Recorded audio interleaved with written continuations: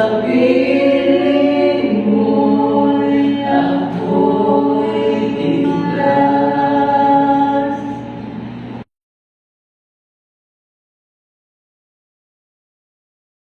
Magandang hapon po, Church. Magandang araw po muli sa bawat isa. Nandito po tayo ngayon upang makapakinig ng salita ng Diyos bago po tayo dumako sa ating pananalangin. Bago po natin panalangin ang ating mga prayer concerns. So I just wanted to share one verse bago po tayo manalangin. Ang title po ng ating mensahe ngayon ay ang tunay na pananampalataya. And matatagpuan po natin ang ating passage in Hebrews chapter 9 verse 28. Sabi na po dito, Hebrews chapter 9 verse 28, sabayan niyo po ako. Si Kristo na minsang inihandog upang pasanin ang mga kasalanan ng marami ay lilitaw sa pangalawang pagkakataon, hindi upang harapin ang kasalanan, kundi upang iligtas ang mga nananabik na naghihintay sa Kanya. Amen. Hallelujah. Ulitin ko po, si Kristo na minsang inihandog upang pasanin ang mga kasalanan ng marami ay lilitaw sa pangalawang pagkakataon, hindi upang harapin ang kasalanan, kundi upang iligtas ang mga nananabik na naghihintay sa Kanya. Tayo po ay manalangin. Panginoon, nagpapasalamat po kami sa pagligtas sa aming buhay at sa pagkakataon na ito, Panginoon, na mapapakinggan, makakarinig po muli kami ng inyong mensahe. Patuloy po na bigyan niyo kami ng understanding na nanggagaling po sa inyo. Patuloy po kami papasalamat sa patuloy na paggabay, sa patuloy na pag-guide, Panginoon, especially these days, protection sa aming buhay, sa aming pamilya. Sa pagkakataon na ito po ni Panginoon, patuloy na kami nananampalataya sa iyo, patuloy kami nagtitiwala sa iyong mga pangako, Panginoon. At patuloy po namin in-entrust sa inyo ang buhay ng bawat isa, patuloy. Sa iyo lamang po ang papuri, pasasalamat at pagsamba sa pangalan ni Jesus. Amen and amen. Hallelujah. So sabi niya po dito, inihandog upang pasanin ang mga kasalanan ng marami. So, ng marami. Hindi po ng lahat, kundi po ng marami. At sabi niya po dito ay lilitaw po muli si Jesucristo sa pangalawang pagkakataon, hindi upang harapin ang mga kasalanan. No? Sabi niya po dito, kundi upang iligtas ang mga nananabik na naghihintay sa Kanya, sa Kanyang pangalawang pagdating. Sino na po dito sa atin ang mga nananabik? Sino po sa atin dito ang mga nananabik sa pangalawang pagdating ng ating Panginoong Jesucristo? Hallelujah. Amen. I hope na tayo po ay nananabik sa pangalawang pagdating po ng ating Panginoong Jesucristo. Kasi sila po yung mga ililigtas ng ating Panginoon Diyos sa kanyang pangalawang pagdating. Well, of course, nung una po niyang pagdating dito, hindi niya po niya haharapin yung mga kasalanan. He will not, hindi na po siya mag-i-evangelize, hindi na po tayo mag-i-evangelize sa day na yon. But of course, He will just be getting, ililigtas na lamang po yung mga mananampalataya at yung mga mananampalatayang nananabik sa kanyang pangalawang pagdating. Amen. So, I hope na we have this eagerness for the coming of the Lord Jesus Christ. Amen. So, for the second coming of the Lord Jesus Christ. So, sabi po dito, so ano po ba dapat natin, ano po ba ang dapat natin gawin? So that we may know that our sins are taken away by the blood of Jesus Christ, and that when He comes, He will shield you from the wrath of God and bring you into eternal life. Well, ang sagot po natin dyan is to trust in a way that makes you eager for Him to come. So, meron po yung eagerness, for Him to come. trust Christ in a way that makes you eager for Him to come. Or sa Tagalog po ay magtiwala kay Kristo sa paraang sabik kang dumating siya. So, dito po natin makikita kung ano po ba yung tunay na pananampalataya or tunay na mananampalataya. So, yung title po natin po kasi is ang tunay na mananampalataya. Or ang sabihin natin, ang tunay na pananampalataya. So, yun po, magtiwala po tayo kay Kristo sa paraang sabik tayong dumating siya. Amen. Sinabi po kasi dito sa text na darating siya upang iligtas ang mga sabik na naghihintay sa kanya. So, well, of course, yun naman po yung hope natin, na sa kanyang pagbabalik ay ililigtas niya po lahat ng lahat pong mga nananampalataya.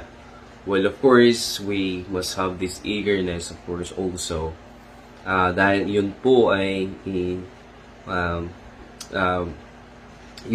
isang tatak din po ng isang mananampalataya, that we must have this eagerness for the second coming of the Lord Jesus Christ.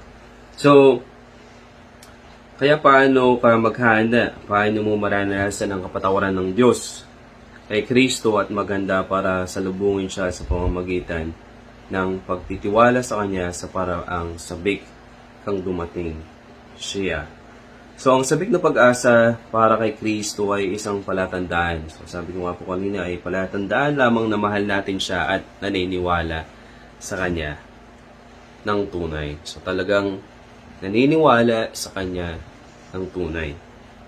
So, we must be authentic. Yung pagmamahal, yung paniniwala kay Kristo ay authentic, tunay na tunay yung pagmamahal at yung kanyang paniniwala or kanyang pananampalataya. So, of course, kaya nga may tunay, syempre mayroon ding hindi tunay. So, mayroong huwad na pananampalataya na nais lamang makatakas mula sa impyerno, ngunit walang pagnanais para kay Kristo. I hope na wala po sa atin dito dahil gusto ko lang maniwala kay Kristo para makatakas lang sa impyerno or maligtas lamang sa impyerno, pero walang pagnanais talaga sa pagbabalik ng ating Panginoong Jesucristo. So, I hope na wala po sa atin dito. Amen. So, alam ko naman po na tunay ang ating mga pananampalataya kay Kristo ay may eagerness po tayo sa kanyang pagbabalik. So, habang hinihintay po natin si Jesucristo. So, alam ko po na marami kayong iniisip paano kaya pag dumating na si Jesucristo. For example, ngayon, yung mga apo ko, baby pa yung mga apo ko, yung mga anak ko, wala pang mga asawa, wala pa akong apo, ano kayang mangyayari? Of course, marami tayong marami tayong naiisip sa mga kung darating na si Jesucristo. But I hope, church, na let's not forget na ito yung promise ng ating Panginoong Diyos. Let's hold on to it. Let's pray continually na magkaroon tayo ng kalakasan sa araw-araw. Well, most especially these days, marami po tayong kinakaharap mga problema, most especially this pandemic. Marami pong hindi na pinapayagan yung mga unvaccinated na sumakay sa mga pampublikong sasakyan. So, katulad po nung nag-commute ako nung minsan. So na-check na po talaga nila yung may mga vaccination cards. So, kung wala ka talaga, hindi ka talaga pasasakayin. So, yun po, I hope na hindi po tayo nawawalan ng pag-asa, hindi po tayo nawawalan ng tiwala sa ating Panginoong Diyos. Patuloy po tayong manampalataya sa ating Panginoong Diyos, most especially on His promises. Amen. So, ang ganitong uri ng pananampalataya hindi nagliligtas. So, hindi po yung nagliligtas yung huwad ng pananampalataya. So, hindi ito nagbubunga ng sabik na pag-asa sa pagdating ni Kristo. At sa katunayan, dahil sa kagustuhan na hindi dumating si Kristo hanggat maaari upang magkaroon ito ng mas maraming bahagi sa mundong ito hanggat maaari. So sometimes, may mga tao talaga na mas pinipili nila yung layaw ng mundo kaysa sa pangako ng ating Panginoong Diyos. I hope na wala po sa atin dito na mas hinahangad ang yaman ng mundo kaysa sa yaman, sa kayamanan natin na kay Jesucristo. So, ngunit dito nga ang pananampalataya na talagang nanghahawakan kay Kristo bilang tagapagligtas sa Panginoon, kayamanan at pag-asa at kagalakan ay ang pananampalatayang nagpapahangad sa atin na dumating sa Kristo. At iyon nga ang pananampalatayang nagliligtas. Amen. So, this eager expectation for Christ is simply yun nga, yung sign that we love Him and believe in Him, that we really believe in Him, and yung faith na yung faith that really holds onto Christ as Savior and Lord and treasure and hope and joy is the faith that makes us long for Christ to come, and that is the faith that saves. So I want to I want to encourage everyone. I want to urge you guys, church. Tumalikod po tayo sa mundo at sa kasalanan. Huwag po tayong patuloy, huwag po tayong manatili sa layaw ng mundo at sa kasalanan, kundi let's continue to turn to Christ. Let's turn to Christ. Welcome po natin siya. Tanggapin natin si Jesucristo. Embrace Christ, not just as your father. Let's embrace Christ. Huwag lamang pong tayong yung mga yung phony faith na sinasabi. Yung huwad na pananampalataya. But instead, as we eagerly await Christ coming, second coming, yung ating treasure, yung ating ang ating kaibigan at Panginoon,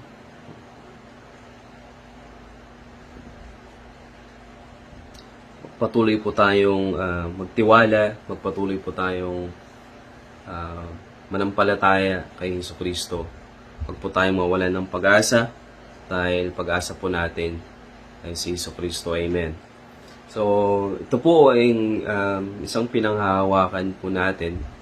Isa po nating panghawakan, na salita ng Diyos. Na ililigtas po tayo sa kanyang muling pagbabalik. Amen. Yun po yung assurance po natin. Huwag po tayong mabahala kung darating na po siya ang ating Panginoong Jesucristo. Well, there is the assurance na tayo ay maliligtas at tayo ay isasama ng ating Panginoong Diyos sa kanyang kaharian. Amen, amen. So, church, this is just only a reminder and an encouragement po sa atin na magpatuloy po tayo sa ating pananampalataya. Alam ko naman po na tunay ang ating mga pananampalataya at wala po dito yung huwad na pananampalataya, yung hindi po tunay na pananampalataya. Because of course, if we believe sa ating Panginoong Diyos na tagapagligtas at Panginoon, well, hindi po yun. Yan po yung mga tunay na nananampalataya sa ating Panginoong Diyos.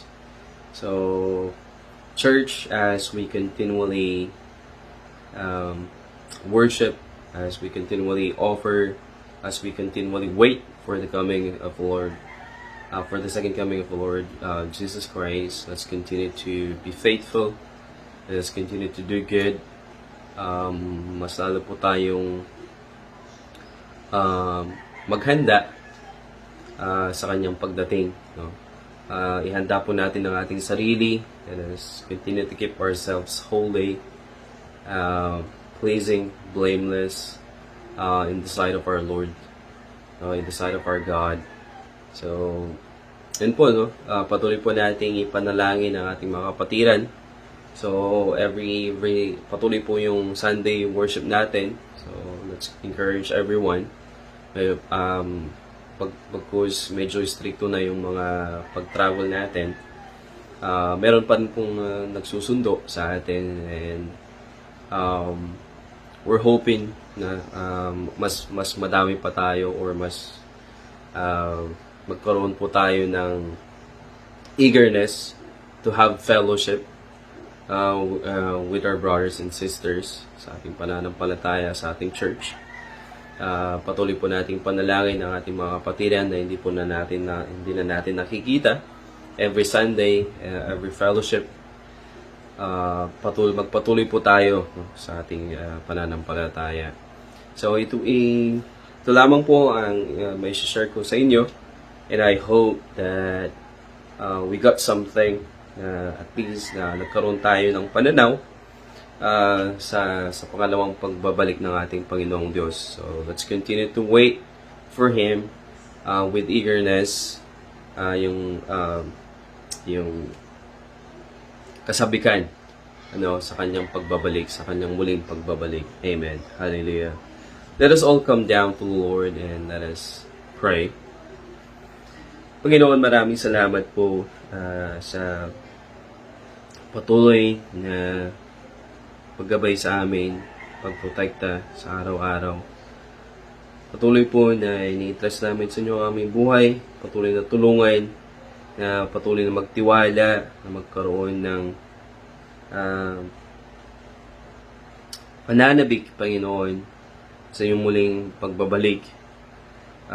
We're hopeful and thankful, Panginoon, na kami inyong tinawag, na maligtas, Panginoon, at patuloy po namin panghawakan ng iyong mga salita, ang iyong mga promises.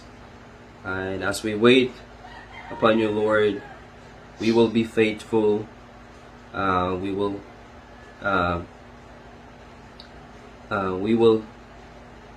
stay strong. Patuloy niyo po kaming tulungan. Patuloy niyo po kaming bigyan ng kalakasan sa araw-araw, sa pagharap sa araw ng bukas. Patuloy po na ini-entrust namin sa inyo, aming mga kapatiran, ang aming leaders, sa leadership po ni Pastor Vicky, sa pangunguna ng mga pastor, ng mga pastors, ng mga leaders, sa aming mga sa members ng church, Panginoon. Patuloy po na ikaw ang manguna sa buhay ng bawat isa. Patuloy po na ikaw lamang ang patuloy po na ikaw ang patuloy na magbigay ng kalakasan, na patuloy kaming magtiwala, manampalataya, Panginoon, sa iyong muling pagbabalik. Sa pagkakataon na ito, Panginoon, patuloy po kami nagpapasalamat sa mensahe. Salamat po sa isang pangako, Panginoon, na iyong iniwan sa amin, Panginoon. Lord, we just want to entrust you everything. We give you all the glory, honor, and praise, God, in Jesus' name. In Jesus' name. Amen and amen.